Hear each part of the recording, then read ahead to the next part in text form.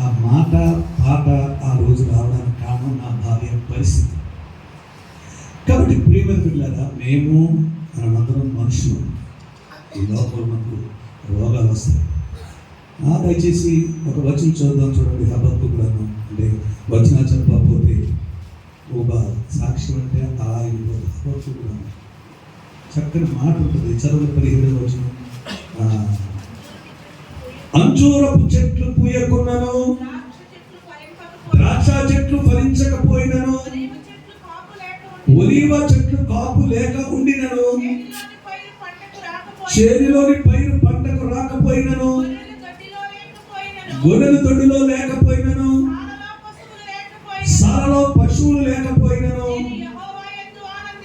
నేను యెహోవా యందు చెప్పండి, నేను ఆనందించడానికి ఎడుకోగలిగితే నవ్వుతూ చెప్పండి, ఆనందించేదను నా రక్షణకర్త అయిన సంతోషించేదను. ప్రభువు యెహోవాయే నాకు బలము. ఆయన కాళ్ళను లేని కాళ్ళ వలె ఉన్నతమైన స్థలంలో నన్ను నడిపి. దేవుని స్తోత్రం. హల్లెలూయా. కాబట్టి ఏమి లేకపోయినా యేసు ఉంటే అదొకటి. యేసు ఉంటే చాలని మనం విచారంగా ఉంటే మనలో యేసు ఉన్నట్టు ఎవరో చూడరు. తెలియదు వాళ్ళకి. మనం నవ్వుతూ ఉండాలి. ఎలా ఉండాలన్నా ఫోటోలు తీసుకుంటారా మీరు? డాక్టర్ గ్రూప్ వచ్చిన తర్వాత అందరూ ఫోటోలే కదా. స్టూడియోకి వెళ్ళిన వెంటనే ఏమంటాడన్నా, ముందు పౌడర్ రాసుకుంటాడు. పౌడర్ చూడన్నా అంటాడు.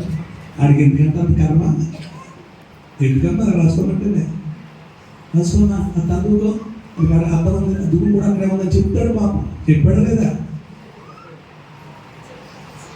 ఇప్పుడు పోతారని చెప్పాడు. ఎవరు కూడా నాకెందుకు లేవా పౌడర్ అంటారా? అప్పనం గురించి నువ్వు రాసేయండి. ఇప్పుడు కూర్చో, ఇంకా లాస్ట్లో ఫోటో తీసుకుని అంటాడు పాస్టర్ గారు. కొద్దిగా నవ్వు నా బొద్దుగా దిగిలాగా అన్నయ్య నా బాబోతే మనం అమ్మాయి రావుతుంది కదా. చెప్పండి చెప్పండి, దిగిలాగే ఉంటుంది. అందుకనే భర్త నమ్మను భావించకుండా ఉంటాడు. నవ్వుతూ ఉండండి. దేవుడు మనకు నవ్వించాడు. దేవుని స్వాతంత్రం. ప్రపంచంలో ఏ జంతువు పక్షి కానీ నవ్వలేక నవ్వితే మనమే నవ్వాలి. దేవునికి స్తోత్రం చెప్పు. మీరు ఆనందించాలి, సంతోషించాలి. ఈ మాట నాకు చాలా ఇష్టం. అందుకనే నేను నవ్వుతూ ఉంటాను, నవ్విస్తూ ఉంటాను. ప్రసంగాల్లో కూడా నవ్వాలని ఆశ నాకు. ఇక్కడ అంటాడు, ఏమి లేకపోయినా నాకు నవ్వించే దమ్ము. ఎంతమందికి నవ్వించాడు దేవుడు? చూసారా? నోటి నిండా ఇచ్చాడని నవ్వు చేతులు ఎంతండి. పక్కన చూసి నవ్వండి ఒకసారి. ఎప్పుడు ఏదో పోగొట్టుకున్నట్టు తప్ప దేవుడు మనకి అందరించాడు. నేను చెప్తాను, కేజీలు బంగారం వేసుకోండి, బ్రహ్మాండమైన 7 అంతస్తులు ఇల్లు కట్టుకోండి, ఎంత పరుపు మీద పడుకుంటే ఇప్పుడు కనపడ్డాక ఉతికిపోతాం. ఈ మధ్య కొత్త పరుగులు చేయండి. ఇలాగ ఎన్నున్నా మొక్కలో నడి చెప్పండి. ఎవరి మొక్కలో? నా మొక్కలో. మీరు నవ్వుతూ నవ్వు సంసారాలు నిలబెట్టారు. నవ్వుతున్నా ఎంత ఆరోగ్యం, ఎంత అనారోగ్యం ఉంది. నవ్వుతూ చోట తగ్గిపోతుంది. దేవునికి స్తోత్రం చెప్పండి. ఏడ్చి కొద్ది నీరసం ఎక్కువైపోద్ది. ఈ నవ్వు మీద ఒక పాట రాస్తాను, పాడుతుంది. సమయం అవుతుంది, చాలా పాటలు ఉన్నాయి. నవ్వండి మనసారా. వచ్చా రాకపోయినా అని చెప్పేసారు కూడా. ఇది పరిశుద్ధాత్మక. ఏ పాట నేర్పించాలి. ఈ పాట పెళ్లి రోజు నవ్వుతారండి. ఫోటోగ్రాఫర్ వాలెట్ వేస్తాడు. ఆ పెళ్లి కొడుకు పెళ్లి దగ్గర కూర్చొని నవ్వన్నామా. ఈ మధ్య లాగా అంటున్నాడు. డబ్బులంటే కథ నవ్వమ్మ. ఈ బ్యూటీ పార్లర్ వచ్చి, బ్యూటీషియన్స్ వచ్చి లిప్స్టిక్ అది పేస్ట్ అది రాసేసి దగ్గరికి నవ్వితే మొహం చిక్కిపోతుంటుంటుంది. అబ్బా ఫోటోగ్రాఫర్ అందంగా కనపడతాడు. దేవుని స్తోత్రం చెప్పండి. ఈ మధ్యాహ్న సమయంలో విశ్వాసం అయితే నువ్వు నవ్వుతూ ఉండాలి. నీ నవ్వు చూసి సాతాను పారిపోవును గాక. ఏడుస్తుంటే ఆడు వేసిన బాణం నెగ్గినట్టు ఫీల్ అవుతాడు. ఏమైనా సరే చక్కని పాట ఇచ్చాడు నాకు. ఎందుకు ఇచ్చాడు దేవుడు అంటే, ఈ మధ్య నవ్వు తరిగిపోతున్న రోజుల్లో ఉన్నాం. ఏం తరిగిపోతుంది? ఎక్కడ చూసినా భార్య భర్తల మధ్యన, అన్నదమ్ముల మధ్యన, పెళ్ళిళ్ళు కానీ ఎక్కడ చూసినా దెబ్బలాట్లేనండి. ఏంటో తెలియదు మనుషులు. నవ్వు కరువు అయిపోయింది, కొవ్వు ఎక్కువ అయిపోయింది. ఒకడు చూసి ఒకడు అసూయ. అవును, నీకు బంగారం ఉంటే పెట్టుకో, ఆమె చూసి అసూయ పడ్డాం. నవ్వుతూ ఉంటాం. నవ్వినోడికి ఆయుష్ పెరుగుద్దంట. ఆమె చెప్పండి.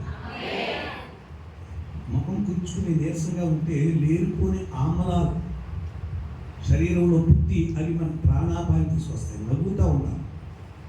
ఈ పాట దేవుడు ఇచ్చిన పాట. నవ్వండి నవ్వండి. అయితే ఎవరు నవ్వగలరు, ఎవరు నవ్వలేరు అని ఈ పాటలో రాశాను. దేవుని స్తోత్రం చెప్పండి.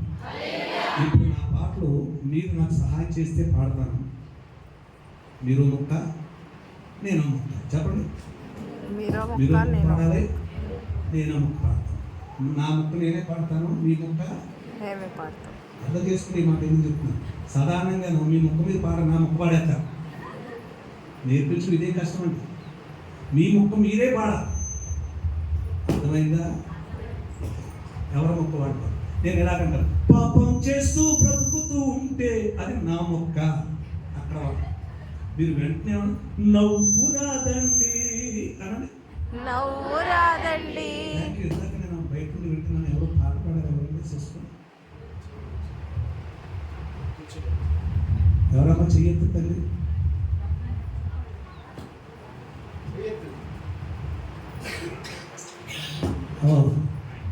దేవుడు మేము దీవించు. ఏమి స్వరం అమ్మా, అద్భుతంగా పాడారు.